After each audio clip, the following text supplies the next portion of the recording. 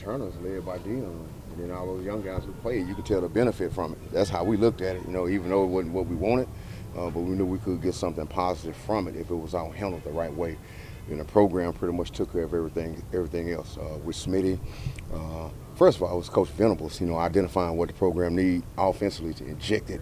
New lifeline, brought in Ben Arbuckle, and he brought in his crew, and everybody just kind of feed off him, man. It starts with him, honestly. Excitement, juice, have a true identity, brings it every day, know who we are.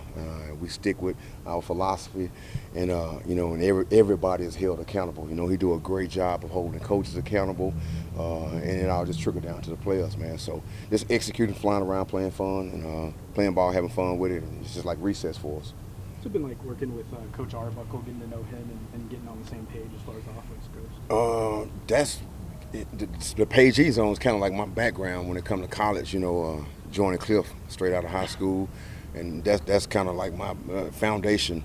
And then a lot of those guys, those smart young coaches like Ben and Zach Killer, they take it and kind of add their own flavor with it. But the foundation is kind of built from those guys over there. Man, just his excitement, in the office with the guys, man, away from the building. He's just a true, genuine guy, man. So when you're working with guys like that means well, and all about the young men, you'll sell out for him. I want to see him be successful. Don't want to let him down at all. I like where we at right now. Zion Turney and Ivan Carry-On both stood out in the bowl game. What have you seen from them during this camp? Both, you can tell they benefit from the strength conditioning program as far as putting on some weight, putting on muscle, faster, just playing with confidence. You come out of high school and you're forced to play as a true freshman in the SEC.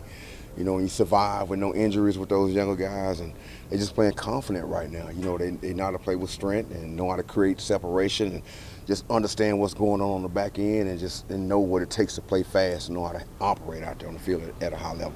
We've heard Elijah Thomas's name a lot. Elijah Thomas, you have, huh? What have you seen from since you got here? Is there anything about his skill set that's kind of surprised you since he's been out on the field? I tell you what, we were talking about him a couple of months ago in the room with the rest of the receivers. And, Javon's background, he's Louisiana kid, Southern Louisiana. Coach, I trained with Malik Neighbors, coach all summer, coach, and that's Malik Neighbors right there. I think he's have a little bit of that athletic ability in him, but this program, instill you with a different DNA, so he's just so explosive, learns fast, take good notes, man, and, never really makes the same mistake, and we put a lot of pressure on him to see how he'll respond. He's been responding well also. So I try to break him on the field, try to break him in the classroom. I can't break him at all, but he got natural ball skills. And like I say, so explosive, man, and his catch range and his radius is ridiculous, man. And I tell you what, he caught a screen the other day, man. He probably went 80 yards in probably about 3 seconds, man. So just a freak of nature to get better every day. Talk about those second-year guys and the confidence. Was it hard at all to keep their confidence up when they were kind of thrown into that fire last year with everything going on with your room? No, it was like we was in training during the season. Every phase of the game last year, even when those guys came to the sideline, everything was like training. That moment, that situation was all training. And those guys only could control what they could control, so they had to just operate and do what they were required to do. They didn't call the plays, they didn't throw the ball, they didn't create the system. They just had to do some stuff that was asked for them to do, and they all stood well with it. It was just hard. Like I was telling some guys last night, I just remember a certain situation.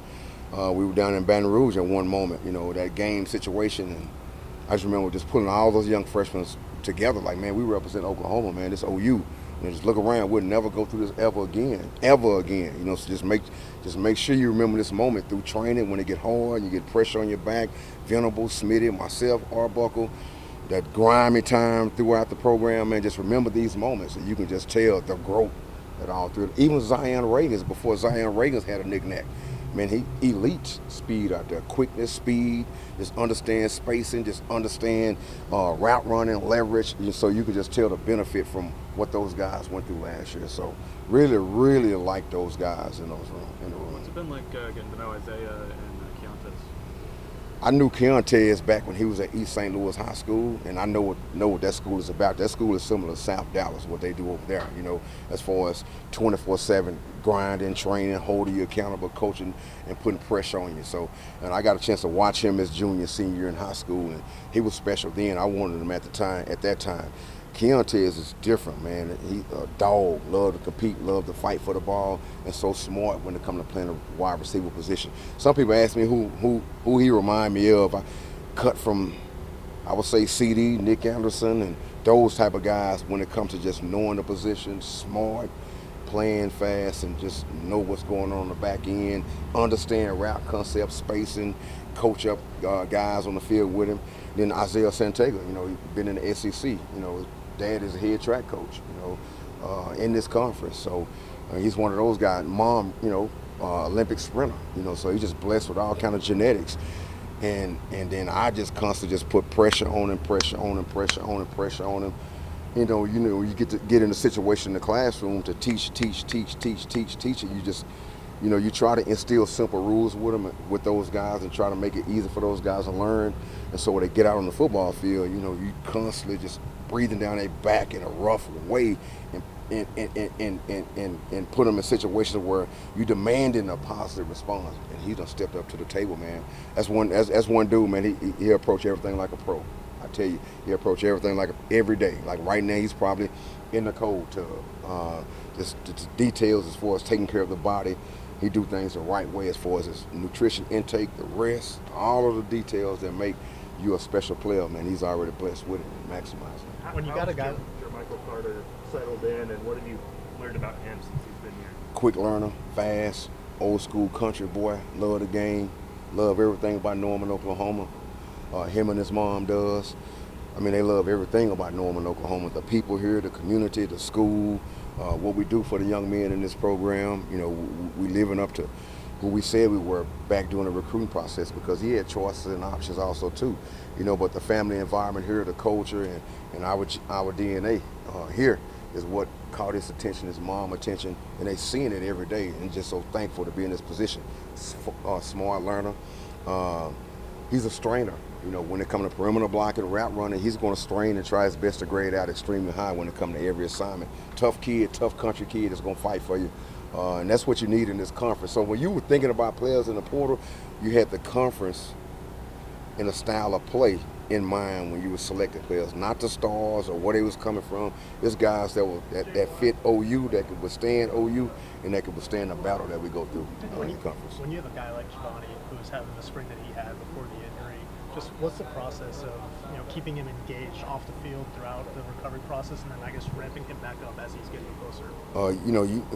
Myself, Venables, Arbuckle, sports medicine department, sports science department, we all like one big team when it comes to Giovanni. We in with the rest of the players. But me personally, I look at him like he's not injured. He still is required to do everything that all the rest of the guys have to do. He still get questions in the room. We still call him out in the room. He still have to present. He's still right there with us in the huddle.